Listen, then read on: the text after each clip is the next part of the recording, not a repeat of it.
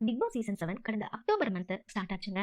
இந்த நிகழ்ச்சி இப்போ ஃபைனல்ஸ் நோக்கி போயிட்டு இருக்கு. நிறைய கண்டஸ்டன்ட்ஸ், அதுவும் ஸ்ட்ராங்கா கன்சிடர் பண்ண நிறைய கண்டஸ்டன்ட்ஸ் எவிக்ட் ஆன சிச்சுவேஷன்ல இந்த வாரம் அப்படி யாரு தான் எவிக்ட் ஆக போறா, இந்த 3 பேர் அப்படின்னு எல்லாருக்குமே ஒரு பெரிய ஆச்சரியம் இருக்கு. இந்த வாரம் அந்த வகையில பிக் பாஸ் சீசன் 7ல ரொம்ப ஸ்ட்ராங்கான கண்டஸ்டன்ட்டா கன்சிடர் பண்றவங்க தான் சரவண விக்ரம்.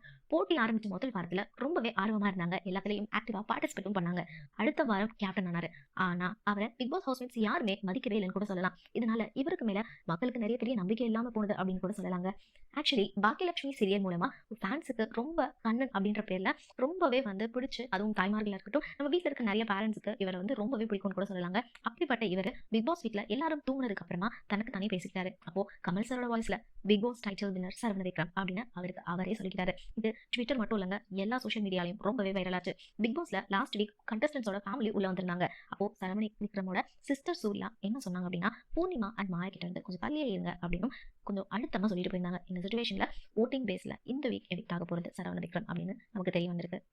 பிக் பாஸ் நிகழ்ச்சி முடியறதுக்கு இன்னும் கொஞ்சம் வாரம் தாங்க இருக்கு. இன்னும் சில வாரங்களே இருக்க சிச்சுவேஷன்ல 10க்கும் மேற்பட்ட போட்டியாளர்கள் இன்னும் வீட்டுக்குள்ள இருக்காங்க. இவர்கள்ல சில பேர் மட்டும்தான் ஃபைனல்ஸ்க்கு மூவ் பண்ண போறாங்க அப்படின்னு சொல்றாங்க. அந்த விதத்துல பூர்ணிமா, மாயா, ரவீனா தாஹா அண்ட் ஆர்ஜி அர்ச்சனா, விஜய் வர்மா, விசித்ரா இவங்க தான் வந்து ரொம்ப ஸ்ட்ராங் கண்டஸ்டன்ஸா கன்சிடர் பண்ணப்படுறாங்க. இதுல யாரோ ஒருத்தவங்களுக்கு தான் கிடைக்கும் அப்படின்னு எல்லாருக்குமே தெரியும் டைட்டில். யாருக்கு கிடைக்கும் அப்படின்னு நீங்க நினைக்கிறீங்க அப்படின்றத மறக்காம